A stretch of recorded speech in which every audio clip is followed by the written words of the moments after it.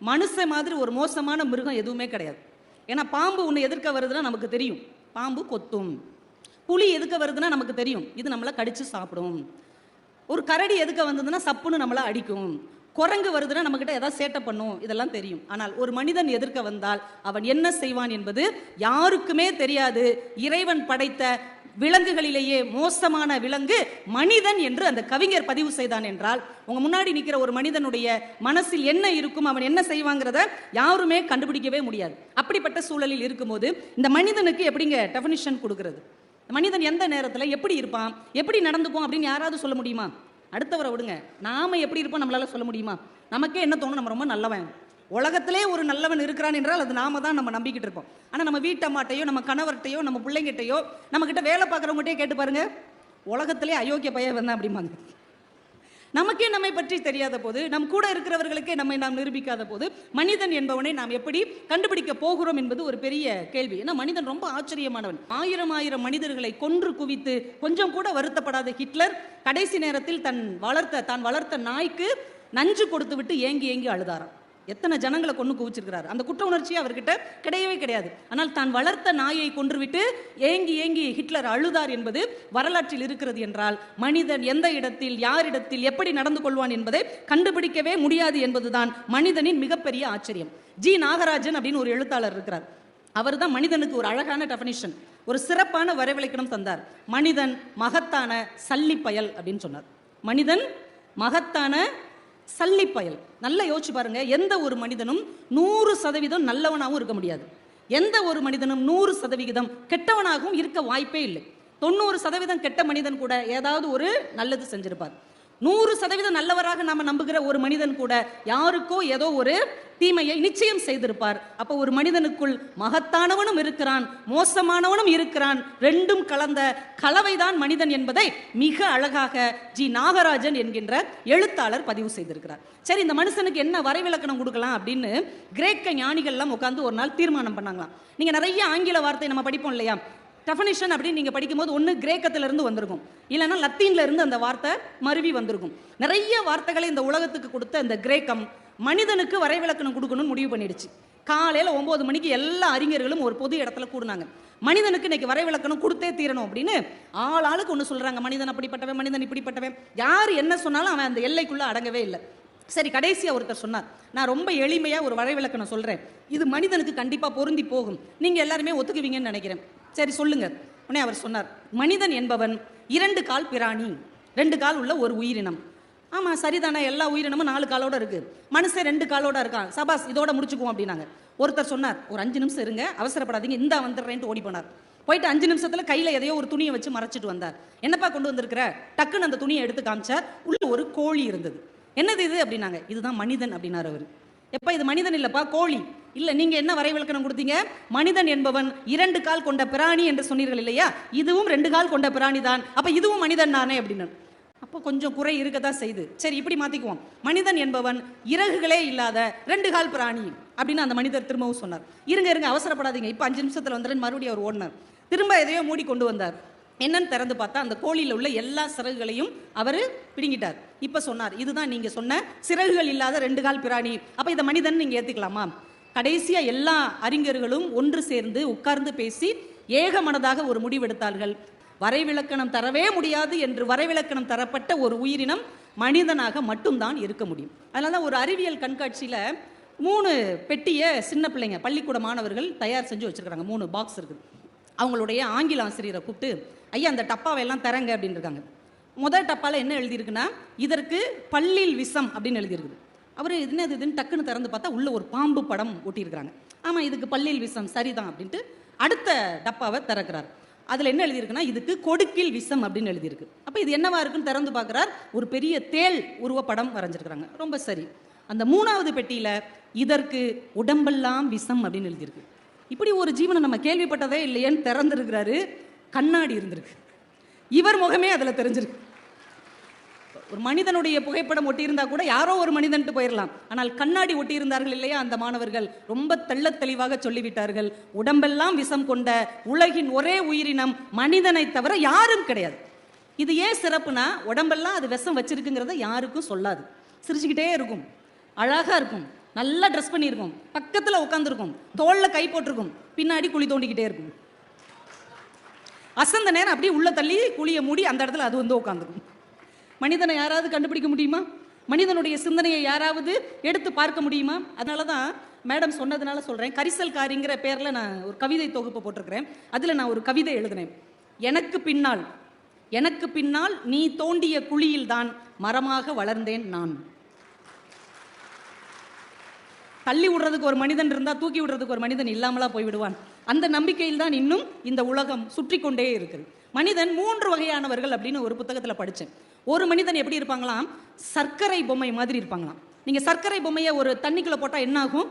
தானும் கரைஞ்சு அந்த தண்ணீரையும் இனிமையாக்கி விடும். சில மனிதர்கள் களிமண் பொம்மை மாதிரி இருப்பாங்களாம். அவங்கள தண்ணிக்குள்ளே போட்டிங்கன்னா அது தானும் கரைஞ்சி அந்த தண்ணியவும் சகதியாக்கிடும். இன்னும் சில மனிதர்கள் பஞ்சு பொம்மை மாதிரி, அவங்கள தண்ணிக்குள்ளே போட்டிங்கன்னா அவ்வளோ தண்ணியவும் தானே உறிஞ்சிக்கிடும். மனிதர்கள் 3 வகைதான். ஒன்று, தான் மட்டும் நன்றாக வாழ வேண்டும் என்கின்ற சுயநலம் கொண்ட மனிதர்கள். இன்னொரு வகையான மனிதர்கள் தானும் கெட்டு இந்த சமூகத்தையும் கெடுக்கின்ற மனிதர்கள். இன்னொரு வகையான மனிதர்கள் தானும் சர்க்கரையாக இனித்து இந்த சமூகத்திற்கும் இனிமையை தரக்கூடிய 3வது வகை மனிதர்கள். நாம எந்த இடத்திற்கு பயணம் போகிறோம் என்பதை நமக்கு அளவுகோலாக கொடுப்பவைதான் இலக்கியம் என்பதை நாம புரிந்து கொள்ள வேண்டும்.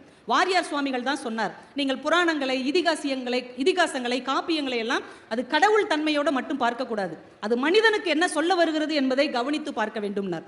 கம்பராமாயணத்தில் அவர் 3 கேரக்டர் எடுத்தார். 3 பேர். மனிதன் எப்படி இருக்கக்கூடாது, ஒரு மனிதன் எப்படி இருக்கலாம், ஆனால் ஒரு மனிதன் எப்படி இருந்தால் இந்த உலகம் அழகாக இருக்கும். இதுக்கு 3 பேர் கம்பராமாயணத்தில் வர்றாங்க. ஒன்று அரக்க குணம், ஒன்று மனித குணம், இன்னொன்று தேவ குணம் அப்படின்னு 3 பேர் எடுத்துக்கிட்டார். ஒரு அம்மா கைகேயி, இன்னொருத்தங்க கோசலை, இன்னொருத்தங்க சுமித்திரை. இந்த 3 பெண்களை வைத்து இந்த நூற்றாண்டிலும் மனிதன் எப்படி இருக்க வேண்டும், எப்படி இருக்கக்கூடாதுங்கிறதுக்கு ஒரு வரைவிலக்கணத்தை வாரியார் அவர்கள் கொடுத்தார்கள். கைகேயி என்ன பண்ணாங்க? தான் மகனுக்கு அரசாட்சி கொடுத்தாங்க. கொடுத்ததும் இல்லாமல் என்ன பண்ணாங்க? தனக்கு பிடிக்காத மகனை காட்டுக்கு அனுப்பிட்டாங்க. ஒரு மனிதன் இப்படிப்பட்டவன் தான், அரக்க குணம் படைத்தவன். தான் நல்லா இருக்கணும், அடுத்தவன் நல்லா இருக்கவே கூடாது. மனுஷங்களை நீங்க உங்க வாழ்க்கையில பார்த்துருப்பீங்க, நல்லா யோசிச்சு பாருங்க. இப்படி யாராவது ஒரு மனிதர் உங்க வாழ்க்கையில என்னைக்காவது ஒரு நாள் உங்களை குறுக்க கடந்து போயிருப்பார். அவர் மட்டும்தான் நல்லா இருக்கணும், மற்றவங்க யாரும் நல்லா இருக்கவே கூடாது. இது ஒரு குணம். இன்னொரு குணம் கோசலை. அவங்க என்ன பண்ணாங்க? பரதன் ஆட்சி செய்யட்டும், அவன் ராமனை விட நல்லவன், ஆனால் ராமன் ஏன் காட்டுக்கு போகணும், அவன் வீட்டில் இருக்கட்டும், பரதன் ஆட்சி செய்யட்டும். இது நம்மள மாதிரி நடுத்தர மனிதர்கள். நானும் நல்லா இருக்கணும், மற்றவர்களும் நல்லா இருக்க வேண்டும் என்கின்ற மனித குணம். அதையும் தாண்டி ஒரு குணம் இருக்கிறது, சுமித்திரை. அவளுடைய பிள்ளைகளை யாரும் காட்டுக்கு போகணும்னு சொல்லலை, இலக்குவனையோ சத்துருக்கனையோ யாரும் காட்டுக்கு போகணும்னு சொல்லலை. ஆனால் இலக்குவன் அம்மா கிட்ட வந்து சொல்றான், ராமனோடு நான் காட்டுக்கு போவேன். சுமித்திரை என்ன சொல்றாங்க? உன் ஜோலியை பார்த்துக்கிட்டு இங்கே கம்முன்னு கடை, அவனை தானே போக சொல்லியிருக்காங்க, நீங்க இரு அப்படின்னு சொல்லியிருக்கலாம்ல. அப்படி சொல்லாம போ, அண்ணனுக்கு ஏதாவது ஆபத்து வந்தால் அவனுக்கு முன்னாடி நீ போய் சேர்ந்து விட வேண்டும், தம்பியாக போகாதே, அடியவனாக போய் என்று ஒரு தாய் அனுப்பி வைக்க முடியும் என்றால் அது தேவகுணம். என் பிள்ளை நல்லா இல்லாட்டாலும் பரவாயில்லை, மற்றவர்கள் நன்றாக வாழ வேண்டும் என்று நினைக்கிற ஒரு சில மனிதர்களால் தான் இந்த பூமி இன்னும் பூ பூத்து கொண்டிருக்கிறது என்பதை நாம் மறந்துவிடக்கூடாது என்பதைத்தான் நம்முடைய புராணங்களும் இலக்கியங்களும் கவிதைகளும் கட்டுரைகளும் திரும்ப திரும்ப நமக்கு சொல்லிக் கொடுத்து கொண்டே இருக்கிறது.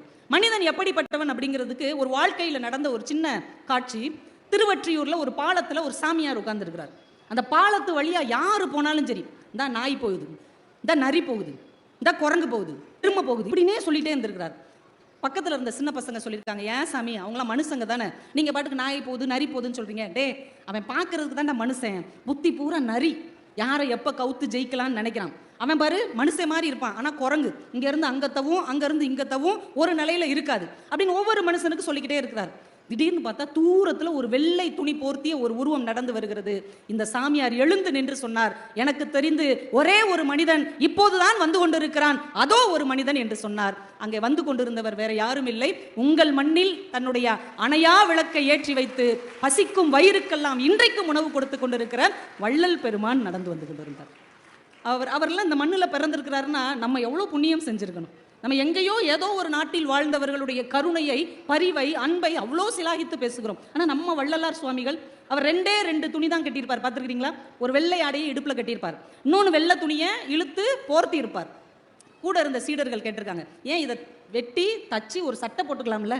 அவர் சொல்லியிருக்கிறார், அந்த துணியை வெட்டினால் துணிக்கு வலிக்கும் இல்லையா, அதனால் அதை அப்படியே போர்த்தி கொள்ளுகிறேன்னார்.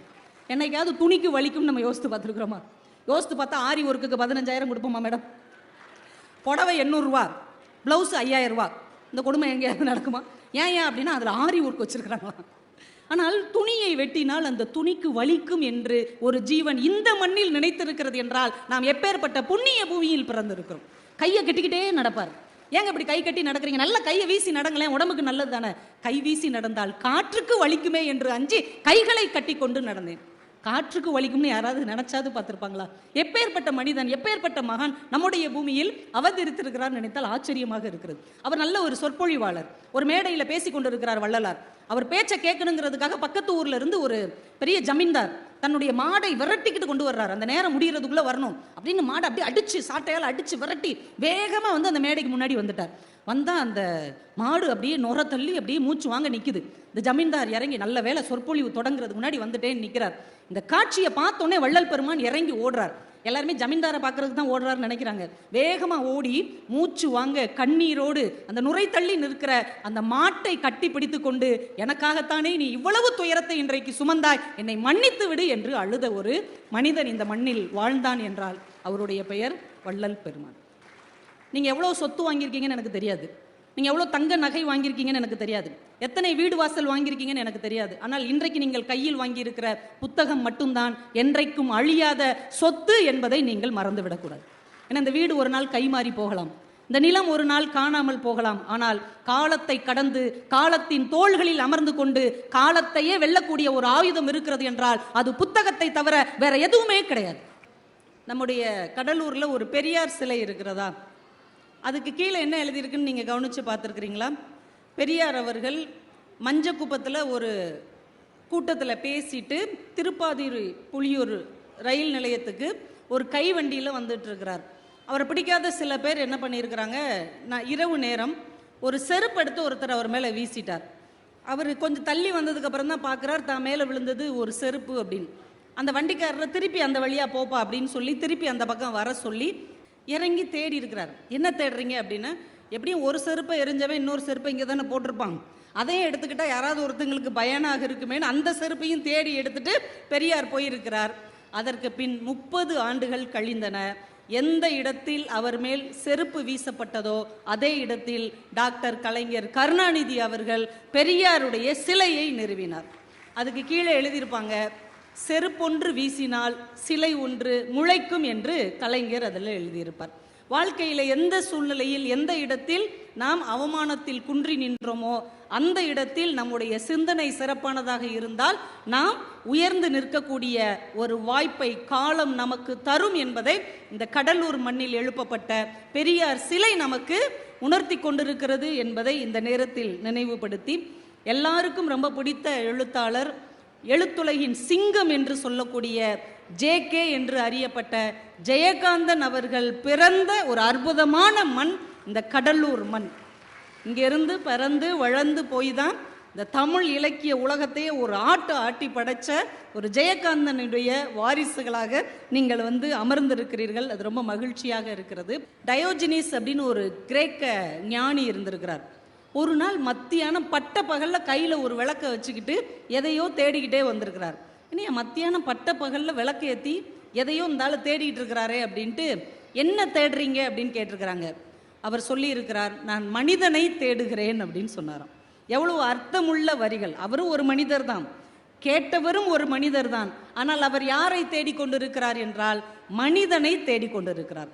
ஒரு ஆங்கில அறிஞர் ரொம்ப அழகா சொன்னார், மனிதன் எத்தனையோ கண்டுபிடிப்புகளை கண்டுபிடித்து விட்டான், ஆனால் அவன் மனிதனை மட்டும்தான் கண்டுபிடிக்க தவறிவிட்டான் என்று அவர் எழுதினார். இப்போ நம்ம எல்லாருமே மனிதர்களாகத்தான் இங்கே அறியப்படுகிறோம்.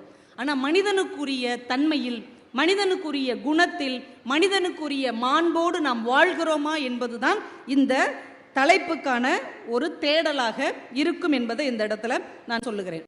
யாரை பார்த்தாலும் என்ன கேட்போம், நீங்க யார், நீ யார், நீ யார் அப்படின்னு கேட்போம். என்னைக்காவது நான் யார் அப்படிங்கிற கேள்வியை நம்ம கேட்டிருக்கிறோமா? ஒரு நாள் நம்ம கேட்டதே இல்லை. நாம் நமக்கு பின்னால் முன்னால் பக்கத்தில் இருக்கிற உலகத்தை பார்க்கிறோமே தவிர நமக்குள்ளே ஒரு மனிதன் தூங்கி கொண்டிருக்கிறான், அவனை தேடி எழுப்ப வேண்டிய கடமை நமக்குத்தான் இருக்கிறது என்பதை நாம் யோசிப்பதே இல்லை. மனுஷனா பிறக்கிறது பெரிய விஷயம்ப்பா அப்படின்னு ரொம்ப கொண்டாடி இருக்கிறாங்க. ஏன்னா நம்ம மனிதர்கள் என்ன சொல்லுவோம், நல்லது கெட்டது தெரிஞ்சு நடந்துக்கணும், இது நல்லது இது கெட்டது அப்படின்னு நம்ம சொல்லுவோம்ல. அது உண்மையிலே என்ன தெரியுமா, நீங்க மனசாட்சியை தொட்டு சொல்லுங்க. நல்லதுங்கிறது என்ன தெரியுமா, உங்களுக்கு பிடிச்சது. கெட்டதுன்னு என்ன தெரியுமா, உங்களுக்கு பிடிக்காது. உங்களுக்கு ரொம்ப ஒருத்தரை பிடிச்சிருந்ததுன்னு வைங்க, அவர் நல்லவர். நாளைக்கு அவர் உங்களுக்கு பிடிக்கலன்னு வைங்க, அவன் கிடக்கான் லூசு பைய. நேற்று வரைக்கும் அவரை பிடிச்சிருந்தது, அதனால அவர் நல்லவர். இன்னைக்கு பிடிக்கல, அதனால கெட்டவர். மனிதன் நல்லது கெட்டதை, நன்மை தீமை வைத்து பார்ப்பதில்லை, தனக்கு பிடித்திருக்கிறதா பிடிக்கலையா என்பதை வைத்துத்தான் பார்க்கிறான். இதுவே மனிதனுடைய ஒரு சிறுமை தான். ஒரு கடல் இருந்திருக்கு. ஒரு கடல்ல ஒரு இளம் பெண் கொஞ்ச நேரம் போய் கால் நனைச்சிருக்கிறா. திடீர்னு பார்த்தா ஒரு கொலுசை காணும். தேடி தேடி பார்த்தா அது எள்ளோ கொண்டு போயிடுச்சு. உடனே அந்த கடற்கரையில எழுதுறா, இந்த கடல் ஒரு திருடன் அப்படின்னு எழுதி வச்சுட்டு போயிட்டா. அந்த கடல் அதை அழிச்சிருச்சு. கொஞ்ச நேரம் கழிச்சு ஒரு மீனவன் அன்னைக்கு நிறைய மீன்களோட கடற்கரைக்கு வர்றான். இந்த கடல் ஒரு வள்ளல் அப்படின்னு எழுதி வச்சுட்டு போறான். அதையும் கடல் அழித்து விட்டு போனது. சிறிது நேரம் கழித்து ஒரு சின்ன குழந்தை ரொம்ப நேரம் அங்கே விளையாடிட்டு இந்த கடல் ஒரு தோழன் அப்படின்னு எழுதி வைத்து விட்டு போனது. அதையும் கடல் அழித்து விட்டு போனது. ஒரு துறவி வந்து பார்த்தார். எதையும் தனக்குள் ஏற்றுக்கொள்ளாமல் அந்தந்த கருத்தை அப்படியே அழித்து விட்டு செல்லுகிற இந்த கடல் தான் உண்மையான துறவி என்று அவர் எழுதி வைத்து விட்டு போனார். அதையும் கடல் அழித்து விட்டு போனது. லிங்குசாமின்னு ஒரு டைரக்டர் இருக்கிறார், ஒரு இயக்குனர் இருக்கிறார்ல, ரன் படம்லாம் எடுத்தவர். என்ன கவிதைனா, திடீர்னு அவருக்கு தோணுச்சான் ஒரு குட்டி கவிதை. குழந்தை செய்தது என்னவோ கப்பல் தான், குழந்தை செய்தது என்னவோ கப்பல் தான், விமானமாக மாற்றியது காற்று. புரியுதா? அந்த குழந்தை கப்பல் செஞ்சு விளையாடிக்கிட்டு இருக்கு. வேகமா ஒரு காத்தடிச்சு அந்த கப்பல் என்ன ஆயிடுச்சு, பறந்துருச்சு. அது விமானமாக மாறிவிட்டது. இது ஒரு குழந்தையின் செயலுக்காக எழுதப்பட்ட கவிதை நீங்க நினைக்கிறீங்களா? குழந்தை செய்தது என்னவோ கப்பல் தான், விமானமாக மாற்றியது காற்று. நாம ஏதோ ஒரு மூலையில் நமக்கு கிடைத்த ஒரு வாய்ப்பை பயன்படுத்திக்கிட்டு நம்ம வாழ்ந்துட்டு இருப்போம். திடீர்னு காலம் ஒரு காற்றாக மாறி நம்மை ஒரு மிகப்பெரிய உயரத்துக்கு கொண்டு போய் வைக்கும் இல்லையா? அந்த தருணத்தை இந்த குழந்தையின் வாயிலாக அவர் கவிதைப்படுத்தி இருக்கிறார். இன்னொரு கவிதை எனக்கு ரொம்ப பிடிச்சிருந்தது. அவர் ஷூட்டிங் இடைவெளியில உட்கார்ந்துட்டு இருக்கிறார். அவர் கழட்டி போட்ட செருப்பு மேல ஒரு எறும்பு ஏறி இறங்கி போயிருக்கு. இப்போ இதை நம்ம பார்த்தா என்ன செய்வோம்? நம்ம செருப்பு மேலே ஒரு எறும்பு ஏறி இறங்கி போச்சுன்னா அப்படின்னு எடுத்து எறும்பை தட்டி விட்டு செருப்பை நம்ம பக்கத்தில் வைப்போம். இதுதானங்க உலக வழக்கம். ஆனால் அந்த கவிஞர் என்ன எழுதுகிறார்? லிங்குசாமி என்கின்ற இயக்குனருக்குள் இருக்கக்கூடிய கவிஞன் எழுதுகிறார், செருப்பில் ஏறி பார்த்து காலுக்கு பொருந்தாததால் இறங்கி செல்லுகிறது எறும்பு. எப்படி யோசிச்சிருக்காரு? அது ஏறி போட்டு பார்த்துருக்கு, இது நமக்கு சரியில்லை, இது நமக்கு சேரலைன்னு இறங்கி போயிடுச்சான். எப்படி யோசிக்கிறாங்க பாருங்க. ஒரு சின்னஞ்சிறிய உயிரினத்துக்குள் இவ்வளவு பெரிய சிந்தனையை ஏற்றி வைக்கிற ஒரு கவித்துவமான மனது இருந்தால் போதும், எத்தனை தோல்விகளையும் கடந்து வெற்றியை நோக்கி நம்மால் பயணிக்க முடியும் என்பதை ஒவ்வொரு கவிதையும் நமக்கு கற்றுக் கொடுத்து கொண்டே இருக்கிறது. இதே எறும்பை வச்சு முத்துலிங்கம் என்கின்ற கனடாவில் இருக்கக்கூடிய எனக்கு ரொம்ப ரொம்ப பிடித்த எழுத்தாளர் ஒன்று எழுதியிருப்பார். அவர் கதையில ஒருத்தன் கனடா நாட்டுக்கு விசா வாங்குறதுக்காக, அகதி விசா வாங்குறதுக்காக அந்த விசாரணை ஆபீசருக்கு முன்னாடி கதறிக்கிட்டு இருப்பான். ஏன்னா அகதிகளுக்கு ஆதரவு கொடுக்கிற ஒரு நல்ல நாடு என்றால் அது கனடா தான். இன்னைக்கு நம்முடைய தமிழர்கள் அதிக அளவில் சுதந்திரமாக கௌரவத்தோடு வாழுகிறார்கள் என்றால் அது கனடா தேசத்தில் தான். நிறைய இலங்கை தமிழர்களுக்கு வாழ்க்கை கொடுத்த ஊர்னா அது கனடா தான். அங்க ஒரு இடத்துல 3 லட்சம் தமிழர்கள் இருக்கிறார்கள். அவங்க அந்த கனடா பிரதமர்கிட்ட இந்த இடத்துக்கு வன்னி வீதின்னு நாங்க பேர் வச்சுக்கலாமான்னு கேட்டிருக்கிறாங்க. தாராளமா வச்சுக்கோங்க அப்படின்ட்டாங்க. ஈழத்தில் தாங்கள் இழந்த அந்த ஊரை கனடாவில் கைப்பற்றி வன்னி வீதி என்று நம் தமிழர்கள் அங்கே வாழ்ந்து கொண்டிருக்கிறார்கள் என்றால் அப்படி ஒரு வாய்ப்பை அந்த நாடு தந்திருக்கிறது. அந்த நாட்டுல விசாரணை அதிகாரி முன்னாடி ஒரு அகதி உட்கார்ந்து இருக்கிறான். அந்த அதிகாரிக்கு முன்னாடி ஒரு பெரிய மேஜர். அந்த மேஜையில உலக வரைபடம் கண்ணாடிக்குள்ள இருக்குது. இவன் இந்த பக்கம் உட்காந்துருக்கான், அதிகாரி அந்த பக்கம் உட்காந்துருக்கிறார். இவன் ஒவ்வொரு காரணமா சொல்றான், என்னை எப்படியாவது நீங்க இங்க சேர்த்துக்கணும், கனடால சேர்த்துக்கிடணும் அப்படின்னு தான் பக்கம் இருக்கிற நியாயங்களை சொல்லிக்கொண்டே இருக்கிறான். அவர் சில கண்டிஷன் சொல்லிக்கிட்டே இருக்கிறார். இந்த வாக்குவாதம் நடந்து கொண்டே இருக்கிறது. அப்போது அந்த உலக வரைபடத்தில் இலங்கையிலிருந்து ஒரு எறும்பு நடந்து நடந்து நடந்து கனடாவை தாண்டி சென்று கொண்டு இருக்கிறது. அதுக்கு வீசா தேவையில்லை, யாருக்கும் பதில் சொல்லணும்னு அவசியமும் இல்லை. தான் எந்த இடத்தில் வாழ விரும்புகிறதோ அந்த இடத்தில் தனக்கான வாழ்க்கையை ஒரு எறும்பு கூட தேடிக்கொள்ள முடிகிறது. ஆனால் மனிதனான நம்மால் தேடிக்கொள்ளவே முடியவில்லை என்றால் நம்மை விட எறும்பு பெருசு தானே. எறும்பு எந்த ஆபீசருக்காவது கை கட்டி பதில் சொல்லணுமா? 5 மணினா 5 மணிக்கு வரணும்னா வரணுமா? அது தேவையே இல்லை. ஆனால் நம்ம என்ன சொல்லுவோம், சி எறும்புன்னு மிதிச்சுட்டு போகிறோம். ஆனால் அது எவ்வளவு கௌரவமான ஒரு வாழ்க்கையை வாழ்ந்து கொண்டு இருக்கிறது. ஒரு ஜென் கவிதை ஒன்று உண்டு. ஜப்பானில் ஒரு தூங்கும் எரிமலை ஒன்று உண்டு. அந்த நாட்டு இளைஞர்களுக்கெல்லாம் ஒரு கனவு என்ன அப்படின்னா, அந்த எரிமலைக்கு மேலே ஏறி நின்று நான் ஜெயிச்சிட்டேன் அப்படின்னு சொல்றது. நம்ம ஊரில் எவரெஸ்ட்ல ஏறுற மாதிரி அதில் ஏறிட்டு அது பெரிய சாதனை, அது பெரிய கௌரவம். ஒரு இளைஞன் அந்த ஃபியூஜி அப்படிங்கிற எரிமலை மேலே ஏறிட்டான். கஷ்டப்பட்டு ஏறி மேலே ஏறி நின்று பெருமிதமாக நான் ஜெயிச்சிட்டேன் அப்படின்னு கத்திக்கிட்டே கீழே பார்க்குறான். அவன் கால்களை தாண்டி ஒரு எறும்பு அது பாட்டுக்கு போயிட்டே இருக்கு. அதுவும் எரிமலையில் ஏறிடுச்சு. உயரத்தை தொட்டு விட்டது. அது யாருக்கிட்டையும் பெருமைப்படுத்தல, அது யாருக்கிட்டையும் கர்வப்படல, அது சர்வசாதாரணமாக போய் கொண்டிருக்கிறது. அந்த கணத்தில் அந்த இளைஞன் ஒரு ஜென் துறவியாக மாறினான் என்று அவர் வாழ்க்கை வரலாறு சொல்லுகிறது. ஒரு சாதாரண எறும்பு சர்வசாதாரணமாக செய்கிற ஒரு செயலை பெரிய பெருமை என்று மனிதன் நினைத்து கொண்டிருக்கிறோம். இப்ப மனிதன் எப்படிப்பட்டவன் நமக்கு தெரியுதா? அவன் மகத்தானவன் இல்லை. சின்ன சின்ன உயிரினங்கள் செய்யக்கூடிய சாதாரண செயலை கூட சாதனையாக நினைக்கக்கூடியவனாக இந்த மனிதன் இருக்கிறான் அப்படிங்கிறது ஒரு பெரிய ஆச்சரியம். இன்னொன்று, இந்த இலக்கியம் நமக்கு என்ன கற்றுத்தருகிறது அப்படின்னு நம்ம யோசிச்சோம்னா, நிறைய நேரங்களில் நம்மளுடைய குணம் எப்படி இருக்கு தெரியுமா? எது நமக்கு தேவையோ அதுக்கு முக்கியத்துவம் தர்றதில்லை. இதனால ஞாபகம் வச்சுக்கோங்க. எது நமக்கு தேவையோ அதுக்கு நம்ம முக்கியத்துவம் தருவதில்லை. எது நமக்கு தேவையில்லையோ அதற்கு நாம் அதிக முக்கியத்துவம் தருகிறோம். இது உண்மையா இருந்தா கைத்தட்டுங்க, நான் உங்களுக்கு நிரூபிச்சு காட்டுறேன். நீங்க வீட்டுக்கு பலசரக்கு வாங்கணும், அதெல்லாம் ஒரு லிஸ்ட்டில் எழுதுங்க. முன்னாடிலாம் பலசரக்கு கடையில், அண்ணாச்சி கடையில் வாங்கும்போது ஒரு பேப்பரில் எழுதிட்டு போவோம்ல, அதே மாதிரி எழுதுங்க. ஒரு 10 பொருள் எழுதிட்டு டிபார்ட்மெண்டல் ஸ்டோருக்கோ இல்லை பெரிய ஷாப்பிங் மாலில் உள்ள அந்த கடைக்கோ போங்க. போய் பர்ச்சேஸ் பண்ணுங்க. திரும்பி வீட்டுக்கு வாங்க. எத்தனை பொருள்னு எண்ணி பாருங்க. குறைந்தபட்சம் 25 பொருள் வாங்கிட்டு வந்திருப்பீங்க. நீங்கள் எழுதிட்டு போனது 10 பொருள், நீங்கள் வாங்கிட்டு வந்தது 25 பொருட்கள். அந்த மீதி 15 பொருளில் பாதி பொருள் உங்களுக்கு தேவையே இல்லாதது, இன்னும் பாதி பொருள் இப்போதைக்கு தேவைப்படாதது, இன்னும் மீதி பொருள் எப்போதைக்கும் தேவைப்படாதது. ஆனால் அதுதான் விலை கூடுனதாக இருக்கும். நீங்கள் நல்லா யோசிச்சு பாருங்கள், ஆண்கள் கவனிச்சு பாருங்கள். உள்ள நுழைஞ்ச உடனே 3 டப்பா 100 ரூபாயாங்க, 2 எடுத்துக்கிறோம். ஏற்கனவே 10 டப்பா சும்மா தானே இருக்குது, இருக்கட்டும், எதுக்கும் தேவைப்படும், டக்குன்னு அதை எடுத்து வைப்போம். 2 கிலோ ஷாம்பு வாங்கினா, 2 லிட்டர் ஷாம்பு வாங்கினா 2 லிட்டர் ஷாம்பு ஃப்ரீயா, அதையும் எடுத்துக்குவோம். ஏமா ஏற்கனவே வீட்டில் 1/2 லிட்டர் ஷாம்பு இருக்குல்லம்மா, எனக்கு ஷாம்பு தேவையே இல்லை, நீ மாதத்துக்கு 2 தடவை தான் தலைக்கே குளிக்கிறார், இது எதுக்கு, இருக்கட்டும், ஒரு லாபம் தானே, அதையும் வாங்கிக்கிடுவாங்க. உடனே கணவர் பார்ப்பார், இவ ஒன்று வாங்கும்போது நம்ம சும்மா இருக்கணுமா, இந்த கிவிப்பழம் 2 பாக்கெட் எடுத்து போடு, ஏன் வீட்டில் தான் திராட்சை பழம் இருக்குல்ல, அதுவும் இருக்கட்டும், இதுவும் இருக்கட்டும். வீட்டுக்கு வந்து பார்த்தீங்கன்னா தேவைப்படுகிற 10 பொருளுக்கு ஆன செலவை விட தேவைப்படாத 15 பொருளுக்கு நீங்கள் செலவு செய்தது தான் அதிகமாக இருக்கும். இப்போ தெரியுதா? நமக்கு எது தேவையோ அதுக்கு முக்கியத்துவம் கொடுப்பதில்லை, எது தேவையில்லையோ அதற்கு முக்கியத்துவம் கொடுக்குறேன். இன்னும் எளிதாக சொல்கிறேன். உங்கள் எல்லார் கையிலையும் ஒரு மொபைல் ஃபோன் இருக்குல்ல, இந்த மொபைல் ஃபோனில் நீங்கள் காலையில் வீட்டில் உள்ள ஆண் உட்காந்துருக்கீங்கன்னு வைங்க, வீட்டம்மா சொல்கிறாங்க, ஏங்க இந்த கிரைண்டர் கிட்ட லைட்டாக ஷாக் அடிக்கிற மாதிரி இருக்குது, எர்த்தடிக்கிற மாதிரி இருக்குது, அந்த எலக்ட்ரிஷியனுக்கு ஒரு ஃபோன் போடுங்க. உடனே நீங்கள் ஃபோனை எடுக்கிறீங்க, எடுத்த உடனே வாட்ஸ்அப்பில் ஏதோ நோட்டிஃபிகேஷன் வந்திருக்கு, என்னன்னு உள்ளே பார்க்குறீங்க, தமிழனாக இருந்தால் ஷேர் பண்ணு. ஐயோ நான் தமிழன் தான் நீங்கள் ஒரு 10 பேருக்கு ஷேர் பண்ணுறீங்க. பார்த்தா இன்னொரு நோட்டிஃபிகேஷன் வந்திருக்கு, நீ இந்தியனாக இருந்தால் இதை ஷேர் பண்ணு. ஐயோ நான் இந்தியனும் தான், அப்படி மறுபடியும் நீங்கள் ஷேர் பண்ணுறீங்க. இன்னொரு பதிவு, நீ மனிதனாக இருந்தால் இதை 100 பேருக்கு ஷேர் பண்ணு. உடனே நம்ம மனிதனாக இருக்கிறோங்கிறத நிரூபிக்கிறதுக்கு 100 பேருக்கு ஷேர் பண்ணிடுவோம். அப்புறம் பார்த்தா ஃபேஸ்புக்கில் யாரோ ஒரு பதிவு போட்டிருப்பாங்க, அதுக்குள்ளே புகுந்து அவங்ககிட்ட திட்டி லைக் பண்ணி ஹார்ட் போட்டு அது ஒரு 1/4 மணி நேரம் ஓடிடும். அப்புறம் ரீல்ஸ் எடுத்து பார்த்து, என்னம்மா இந்த பொண்ணு டான்ஸ் ஆடுது, அழகா ஆடுது, இப்படின்னு ஒன்றா பார்த்துட்டு வெளியே வந்தீங்கன்னா 40 நிமிஷம் ஆயிருக்கும். ஆனால் எதுக்கு இந்த ஃபோனை எடுத்தீங்கன்னு உங்களுக்கு மறந்து போயிருக்கும். எதுக்கு எடுத்தோன்னு யோசிச்சுட்டு இருக்கும் போதே அந்த அம்மா கேட்கும், எலக்ட்ரிஷியனுக்கு ஃபோன் பண்ணீங்களா, இதை பண்ணிட்டு இருக்கேன்.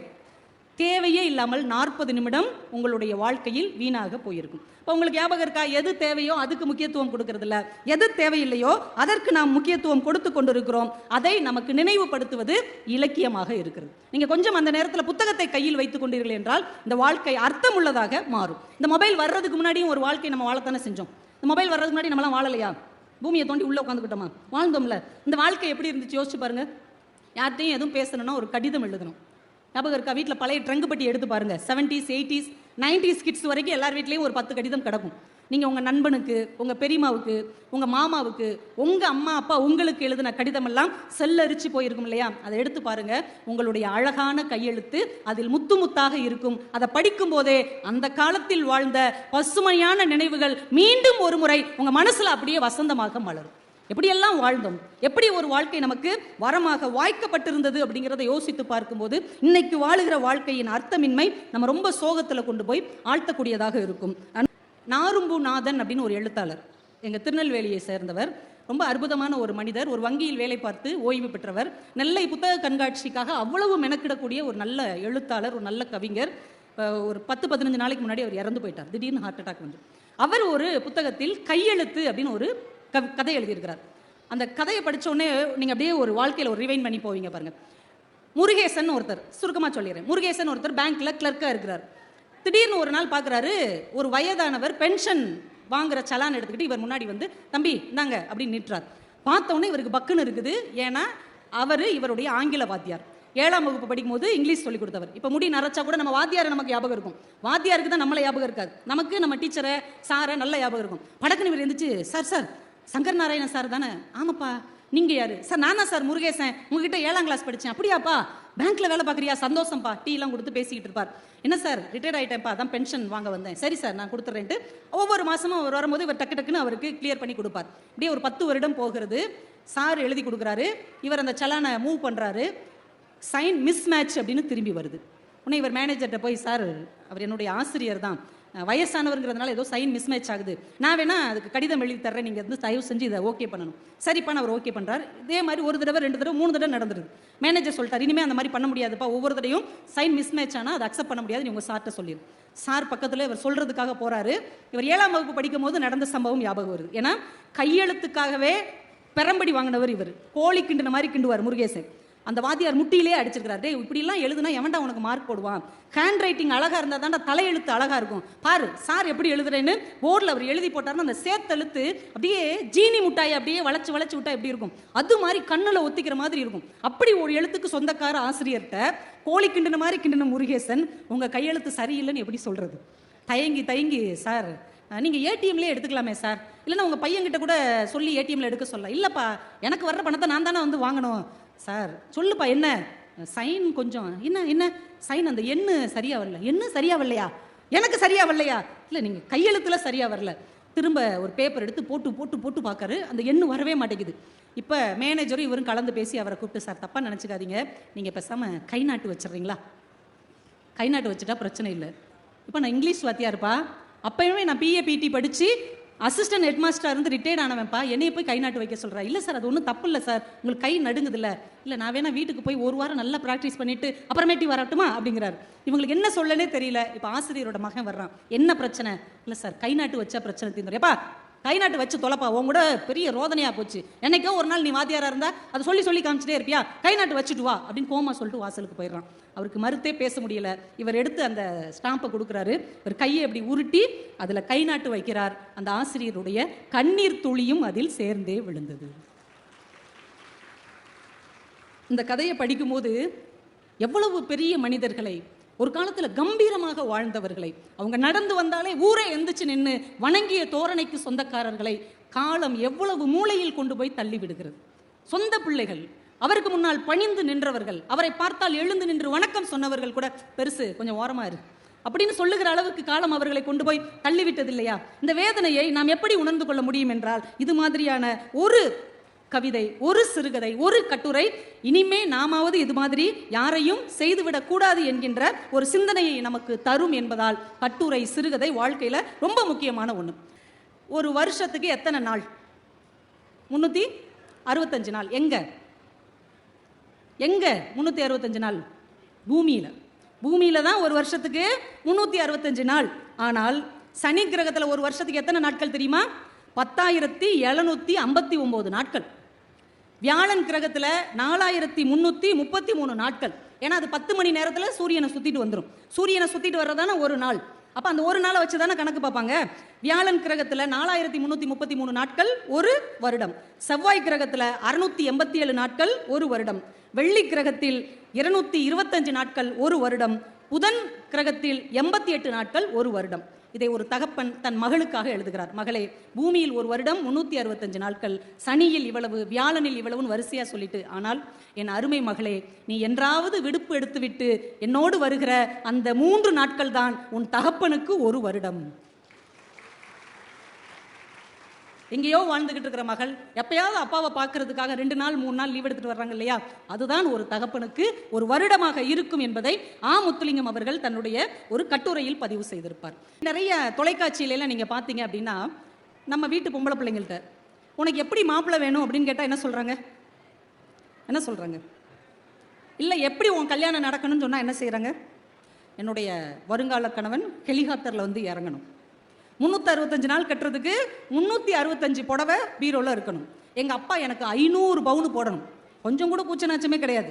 500 பவுனு கூலி வேலை செய்கிற ஒரு அப்பா எப்படி போடுவார்? அந்த வருத்தமே கிடையாது. எங்கள் அப்பா 500 பவுன் எனக்கு போடணும், பெரிய பங்களா வீடு வேணும், மிகப்பெரிய கார் வச்சிருக்கிற கணவன் தான் எனக்கு வேணும், அதுவும் இந்தியாவே எனக்கு தேவையில்லை, அமெரிக்காவிலே இருக்கக்கூடிய மாப்பிள்ளை தான் வேணும். இன்னைக்கு நம்ம ஒவ்வொரு பிள்ளைங்களும் காணுகிற கனவை பார்த்தா நம்மளுக்கே பயமா இருக்கு. ஏன்னா அவங்களுக்கு வந்து கவர்மெண்ட் ஆஸ்பத்திரி பிடிக்காது, கவர்மெண்ட் பஸ்ஸில் போகிறது பிடிக்காது, கவர்மெண்ட் ஸ்கூலில் படிக்கிறது பிடிக்காது, ஆனால் கவர்மெண்ட் வேலை பார்க்குற மாப்பிள்ளைனா ரொம்ப பிடிக்கும். அப்படி இல்லைன்னா அமெரிக்காவில் வேலை பார்க்கணும், இல்லை லண்டன்ல இருந்து வேலை பார்க்கணும், இல்லைன்னா பெருநகரம், பெங்களூர் மாதிரியான பெருநகரம், நம்ம என்ன சேட்டை செஞ்சாலும் ஊருக்கே தெரியாத அளவுக்கான ஒரு அற்புதமான இடம். இப்படித்தான் இன்னைக்கு நம்ம வீட்டு பிள்ளைகள் எல்லாம் கனவும் கற்பனையுமாக யதார்த்தத்தை விட்டு வெகு தூரம் தள்ளி வாழ்ந்து கொண்டிருக்கிறார்கள். ஆனால் சந்தால் அப்படின்னு ஒரு பழங்குடி மக்கள் வாழுகிற ஒரு பகுதி, அங்க ஒரு பெண் நிர்மலா புதுல் அப்படின்னு அந்த பழங்குடி இனத்தை சேர்ந்த ஒரு பெண் அவங்க அப்பாவுக்கு ஒரு கவிதை எழுதுறா. எப்படிப்பட்ட இடத்துல மாப்பிள்ளை பார்க்கணும் அப்படின்னு. அந்த கவிதையை அம்பை இருக்கிறாங்களா எழுத்தாளர் அம்பை அதை தமிழில் மொழிபெயர்த்திருக்கிறாங்க. வற்றும் ஏரியில் பெண்கள் அப்படின்னு ஒரு தலைப்பில் அதை தமிழ் படுத்தி இருக்கிறாங்க. இந்த கவிதையை சொல்லி நான் நிறைவு செஞ்சிடறேன். அந்த மகள் அப்பா கிட்ட சொல்றா, எப்படிப்பட்ட வரன் வேண்டும், எப்படிப்பட்ட ஊரில் கல்யாணம் பண்ணி கொடுக்கணும் அப்படின்னு கேட்குறா. அப்பா, அவ ஒரு ஏழை பெண், பழங்குடி இனத்தை சேர்ந்தவங்க தானே, அவங்க எப்படி இருப்பாங்க, அவங்க அப்பா ஆடு மேய்க்கிறவர். இந்த பொண்ணு கேட்குறா அவங்க அப்பா கிட்ட, அப்பா உன் ஆடுகளை விற்றுத்தான் நீ என்னை பார்க்க வர முடியும் என்கின்ற தூரத்தில் என்னை கட்டி வைக்காதே. நீ வாட்டுக்கு அமெரிக்காவில் கட்டி வச்சுட்டா அவங்க அப்பா எப்படி வருவார்? நீ உன் ஆடுகளை விற்றுத்தான் என்னை பார்க்க வர முடியும் என்கின்ற தூரத்தில் என்னை கட்டி வைக்காதே. காடுகள், ஆறுகள், மலைகள் இல்லாத ஊரில் என் திருமணத்தை தயவு செய்து செய்து வைக்காதே. அரபு நாடுகள் மாதிரி ஏதாவது பாலைவனத்தில் கொண்டு போய் என்னை தள்ளி விட்டுறாத.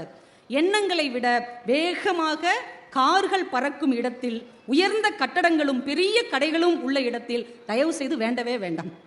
பெருநகரமே வேண்டாம். பறந்து பறந்து போற காரு, கட்டடம், ஷாப்பிங் மால், இந்த இடத்துல எனக்கு கல்யாணம் வேண்டாம். கோழி கூவி பொழுது புலராத முற்றம் இல்லாத வீட்டில், கொல்லைப்புறத்திலிருந்து சூரியன் மறைவதை பார்க்க முடியாத வீட்டில் தயவு செய்து எனக்கு மாப்பிள்ளை பார்க்காதே. எப்படி ஒரு இயற்கை சூழலோடு அந்த குழந்தை வாழணும்னு ஆசைப்படுது பாருங்க. ஒரு கோழி கூவுற வீடு இருக்கணும், முற்றத்துல இருந்து பார்த்தா சூரியன் மறையிறது தெரியணும், அக்கம் பக்கத்தில் மனிதர்கள் இருக்கணும், முற்றம் இருக்கணும், அப்படி ஒரு வீடு வேணும். எனக்கு திருமணம் செய்ய வேண்டும் என்றால், அப்ப எந்த இடத்துல தான் உனக்கு திருமணம் செய்யணும்? அந்த பொண்ணு பதில் சொல்றா, நீ எனக்கு திருமணம் செய்ய வேண்டும் என்றால் நீ காலையில் வந்து சாயந்தர நேரத்தில் நடந்தே திரும்பக்கூடிய இடத்தில் திருமணம் செய்து வை. நீ காலையில வந்துட்டேன்னா சாயந்தரம் நடந்தே வீட்டுக்கு போயிடணும், அப்படி பக்கத்தில் எனக்கு திருமணம் செய்து வை. கடைசியா சொல்ற அந்த மகள், இங்கே நான் ஆற்றங்கரையில் அழுதால், இங்கே நான் ஆற்றங்கரையில் அழுதால் அக்கறையில் உன் காதில் பட்டு உடனே நீ ஓடி வர வேண்டிய தூரத்தில் எனக்கு திருமணம் செய்து வை. ஆத்தங்கரையில் உட்காந்து இந்த மக அழுதா அக்கறையில் இருக்கிற அப்பாவுக்கு கேட்கணும், ஐயோ என் பிள்ளைக்கு என்னமோ ஏதோன்னு அவர் ஓடி வந்து மகளை பார்க்கக்கூடிய தூரத்தில் இந்த திருமணத்தை செய்து வைக்க வேண்டும் என்று ஒரு பழங்குடி இனத்தின் பெண் தன் தகப்பனிடம் கேட்கிறாள் என்றால், அவள் திருமணத்திற்கு மட்டும் வாழ்க்கையை தேடவில்லை, எங்கே சென்றாலும் தன் தகப்பனை பிரியாத இடத்தில் வாழ வேண்டும் என்கின்ற எண்ணம் ஒரு காலத்தில் நம் பெண் பிள்ளைகளுக்கு இருந்தது. ஆனால் இன்னைக்கு நம்ம பிள்ளைங்க ஆசைப்படுறதை பார்த்தா இனிமே இவங்க மூஞ்சில முழிக்கவே கூடாது. 24 வருஷம் இவங்க கிட்ட வாழ்ந்ததே போதும், எக்கேடாவது இவங்க கிடட்டும், நம்ம எங்கேயாவது போயிடுவோம் அப்படிங்கிற மாதிரி இருக்கிறாங்களோன்னு ஒரு பதட்டம் இருக்கிறது. ஏனென்றால் இன்னைக்கு நாங்கள் நிறைய வெளிநாடுகளுக்கு செல்லுகிறோம், அவங்க நிறைய சம்பாதிக்கிறாங்க, பெரிய வீடு கட்டியிருக்கிறாங்க, பெரிய கார் வச்சிருக்கிறாங்க, நிறைய பணம் இருக்கிறது, நிறைய நண்பர்கள் இருக்கிறார்கள். ஆனால் அழுதால் ஓடி வந்து கண்ணீர் துடைக்கக்கூடிய, சிரித்தால் பக்கத்தில் நின்று மகிழக்கூடிய, ஒரு துயரம் என்றால் தோளில் சாய்த்து அழக்கூடிய தூரத்தில், சொந்த பந்தமே இல்லாத தூர தேசத்தில் நம் வீட்டு பிள்ளைகள் வாழ ஆசைப்படுகிறார்கள் அல்லது வாழ்ந்து கொண்டிருக்கிறார்கள். இதையெல்லாம் தாண்டி பக்கத்தில் இருந்தால் கூட நம்ம அம்மா அப்பாவோடு இருக்க வேண்டும் என்கின்ற ஆசை கொண்ட பிள்ளைகளுமாக நம் பிள்ளைகள் வளர வேண்டும் என்று இந்த நேரத்தில் இலக்கியம் நமக்கு காட்டுகிற நல்ல ஒரு வாழ்க்கை முறையை, மனிதன் மகத்தானவன் என்பது எப்போது தெரிகிறது என்றால், எப்போது அவன் அன்புக்கும் பாசத்துக்கும் கருணைக்கும் பரிவுக்கும் அடிபணிந்து வாழுகிறானோ அந்த நேரத்தில் தான் இந்த மனிதன் மகத்தான மனிதனாக மாறுகிறான் என்று சொல்லி என் சகோதர சகோதரிகளுக்கும் நன்றிகளையும் வணக்கங்களையும் சொல்லி விடைபெறுகிறேன். நன்றி, வணக்கம்.